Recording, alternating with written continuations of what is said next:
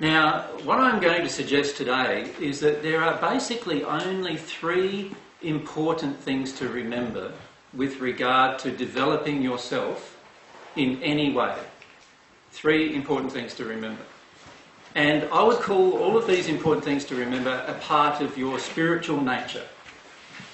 And the reason why I feel there's only three things to remember is that every bit of development you can do inside of yourself in terms of how you interact with the world around you is dependent upon these three particular things, these three particular qualities, if you like, or desires that you may have.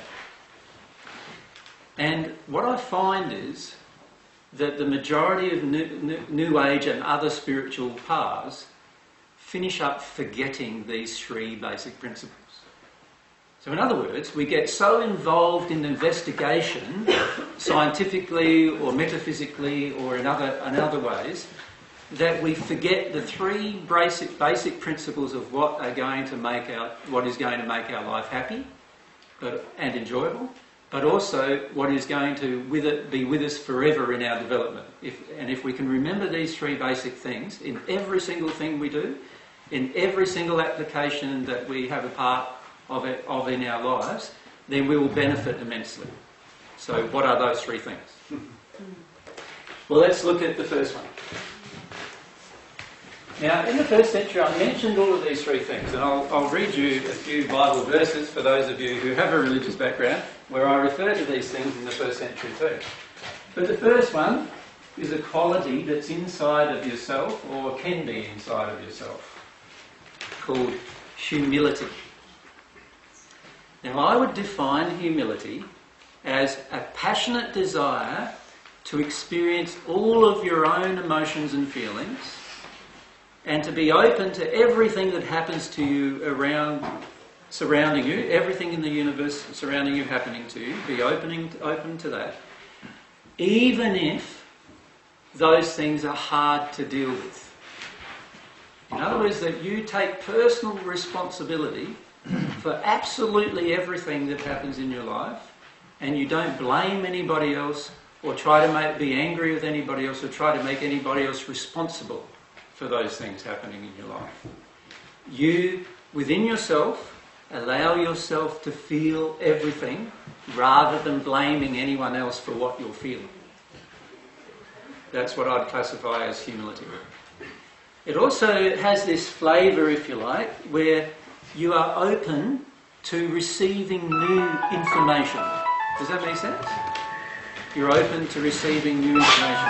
If we can turn off all mobile phones, thanks. And where you're open to receiving all new information, and you are free to receive all of that information inside of yourself. You don't have a blockage to doing so. So if you can think of you as an individual, so let's draw you just as a circle, if you like. I might just get my markers because they're a bit thicker. Let's call that your soul, which we can define a bit later if you wish to. This soul of yours is completely open to experiencing everything, rather than trying to prevent the experience of everything. You see, in our day-to-day life, the majority of times, we are quite close to experiencing everything. So, for example, we walk out the door here, and there's a cutting wind flowing through. And what do? We don't experience it. What do we do instead? We cover up, another layer on, until we don't have to experience that experience. Now that's a physical thing. Let's talk about more to do with emotional things. So if you're interacting at work with another person and the person starts to get angry with you, now most of us will do one of two things in that situation. We will either want to leave the person because we don't want to experience their anger, or we'll stay there and get angry back, generally. And we get annoyed back.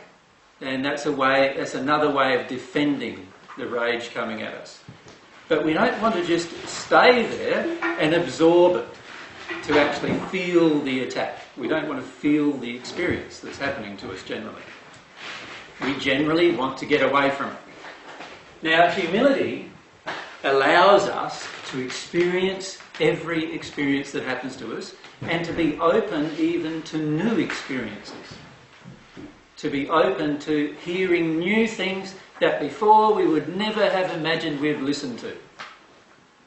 Recently I met a person from Canada and we met her in the presentation in England, and she said 3 months ago if you told her that she would be listening to a guy who calls himself Jesus and talking about God, she would have told you that you'd be totally crazy.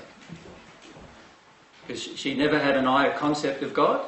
She never believed in any religious thing at all in her entire life. And up until 3 months ago, she was only involved in her general day-to-day life. They have a very big business, worldwide business, and they're just doing things to do with the business.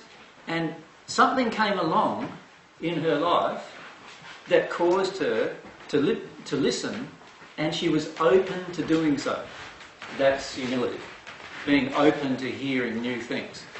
Now, up until then, she had lived a life as a lawyer, and 23 years in a firm. And during that time, if anybody had told her that down the track she would actually listen to somebody talking about God, she would have told them that that'd be very stupid to actually conceive such a thing. Her family life was that she never was presented about God except as a child, and then after that all of her family left religion, and she would never have considered listening about God in her entire life, she thought. Now that's not humility. That is being closed and guarded, trying to prevent things from coming to you. So this aspect of humility is very, very important. In the first century, I said that most people have blocked their ears and closed their eyes to receiving anything new. And isn't that the truth? We go around our day-to-day life a lot of the times and we have no concept of even what's happening to our next door neighbour, let alone the city we're living in or the country we're living in. We become blind to certain things. And it's generally only things that are fear-based that enter our life. Anything to be afraid of, that enters our life. Anything that's to do with new investigation, it's very hard for it to enter our life because many times we are already blocked to receiving it before we even begin. That has to change.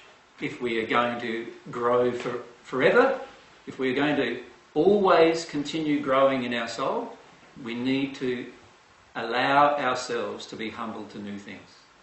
We need to allow ourselves to be able to conceive that many of the beliefs that we have are very, very different to the truth. And being humble allows us to see that.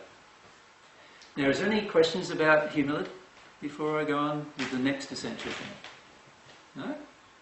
Everyone's fine with humility. You're all very humble. Try to. An interesting thing about humility is that we often think we're being humble, but years later we realise that we weren't in that particular thing, whatever it was that we were looking at. And sometimes, I don't know about you in your life, but sometimes things get presented to us many times before we're humble. Have you noticed that? Like the same thing comes up again, the same thing comes up again, the same thing comes up. If the same thing is happening over and over again in our life, then it's a very good indication we're not humble enough yet.